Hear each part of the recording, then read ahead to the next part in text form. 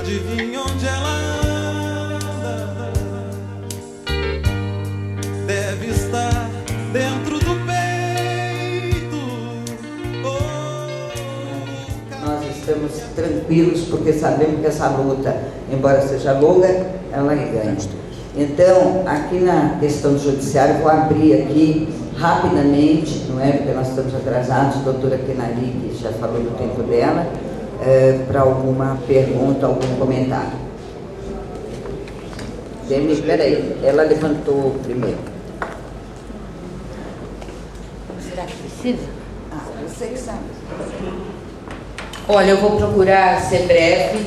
É sobre a questão da votação do Supremo em relação à lei da anistia, ou seja...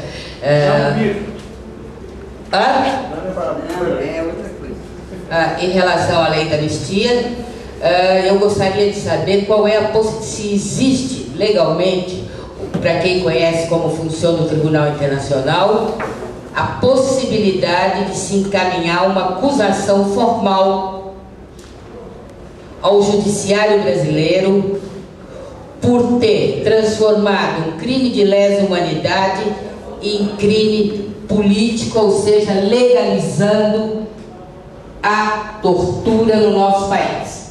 Qual é a possibilidade da gente, com muito trabalho, como disse o companheiro ali, o movimento social se retraiu, mas qual é a possibilidade que se tem de se fazer um movimento, não para encontrar os corpos, isso é pouco, para denunciar o judiciário brasileiro por ter legalizado a tortura no nosso país? Olha, rapidinho. É uma questão que nós precisamos ter conhecimento. Nós temos na Comissão de Anistia companheiros que inclusive está dirigindo a Comissão de Anistia e são advogados, e os companheiros nós temos anistiados, né? E com o doutor Lavaneri, com o outro ministro, mas nós estamos sabendo que o doutor Paulo Abraão está fazendo as anistias, está julgando os requerimentos, e esses requerimentos chegam na mão do ministro, esse atual ministro, e esse ministro segura os requerimentos.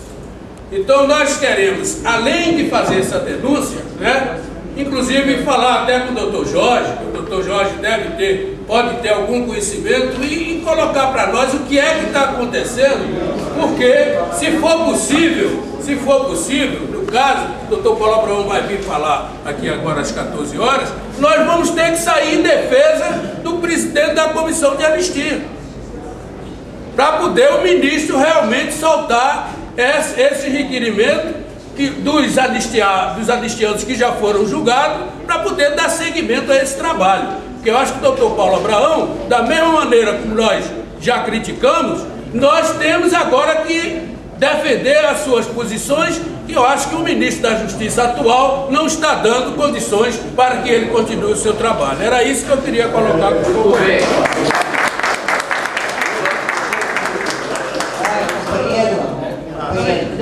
Acho que na próxima mesa você tem que colocar de novo sua posição, tá bom? Porque a próxima mesa vai discutir especificamente isso. E agora eu passo ao doutor Jorge para responder aqui, depois nós vamos encerrar e o Babu.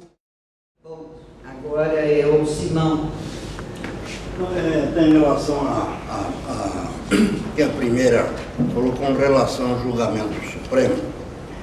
Não seria isso uma forma de antecipar ao julgamento do Tribunal Internacional, que será aventado por uma representação, se a memória não me falha, da OAB Federal, com relação aos torturadores, da criminalização do tortura, isentando, e o Supremo teria então antecipado a uma decisão já incluindo como anistiados os torturadores.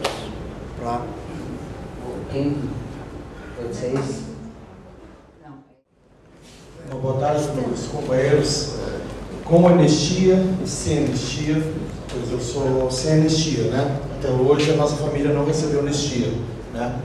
E uma das coisas que eu tenho uma dúvida tamanha sobre a questão, o tratado internacional, que existe um tratado, eu preciso saber como cidadão, então eu me dirijo essa pergunta à doutora, para saber se existe um dispositivo, uma lei, ou esse tratado sobre a questão de pagar, né, as indenizações para os presos políticos, né, que seria anistia, né.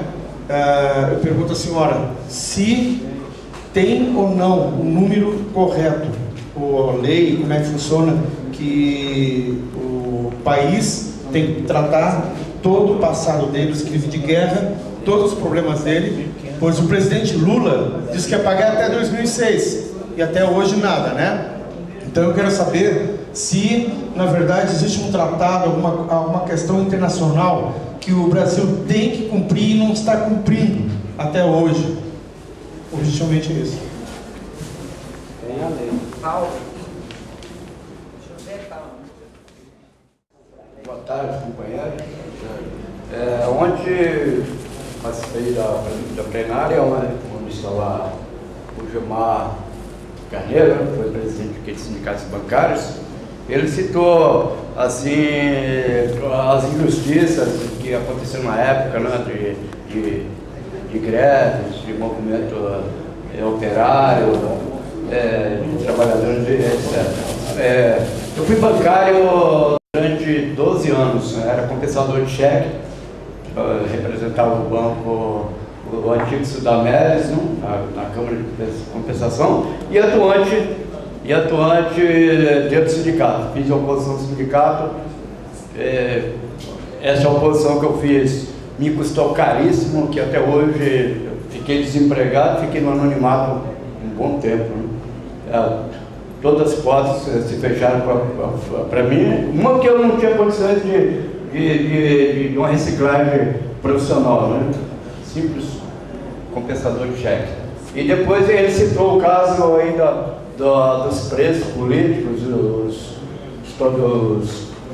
as vítimas de torturas da época, ele citou de 78 para cá, a grande conquista do sindicato e tal, mas não citou.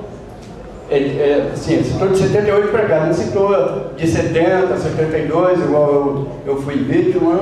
Em 72, um participante da oposição sindical, eu estava junto com o Salvador Torlezano. O Salvador Torlezano foi assassinado na porta do Banco do Brasil. Eu estava junto, eu estava presente, era muito novo na época, né?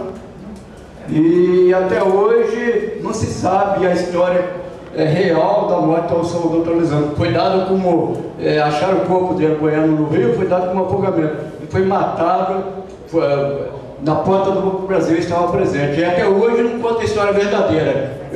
A presença da doutora aqui, eu gostaria de perguntar a ela se há possibilidade, sim, de levantar essa história verdadeira, né, que aconteceu com o Salvador Torlezano e outros mais, né? Miguel Pico Magalhães, no meu caso mesmo, né? E muito obrigado pela oportunidade. Obrigada. Eu posso falar? Pode, como você quiser. Eu só queria tocar um assunto que ninguém toca e eu acho que é fundamental. A palavra tortura.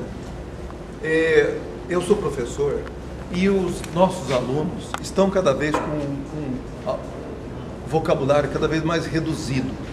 Recentemente foi publicado um livro de uma cientista cujo papagaio dela falava 150 palavras com compreensão. Eu não sei se os nossos alunos chegam a isso. E a palavra tortura dá a impressão de que você deu um beliscão, deu um tapinha.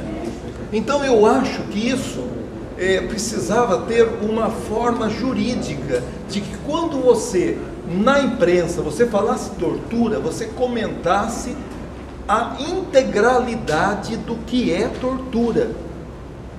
Por quê? Porque tortura foi feita de maneira sistemática, foi feita de maneira demorada, elaborada, científica e para deixar sequelas psicológicas, físicas e até para matar a pessoa na tortura, certo? Então, eu queria saber se não pode existir, do ponto de vista jurídico, alguma coisa que obrigue que essa palavra não seja banalizada, que ela tenha uma conotação mais, né, do ponto de vista semiótico, hermenêutico, que se entenda a concretude do que é tortura, e não você pensar, deu um tapinha, pronto, torturou. Certo? Marcelo.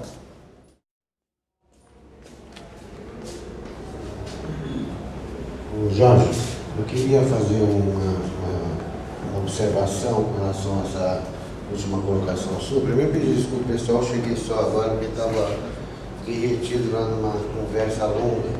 Aí quando terminou, deu para chegar só agora.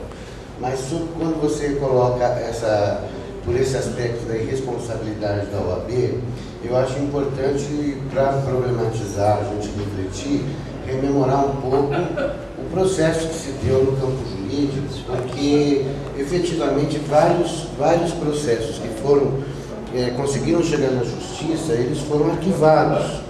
Né? O processo do caso Herzog, o processo do Luiz Cunha, o processo da família Merlino.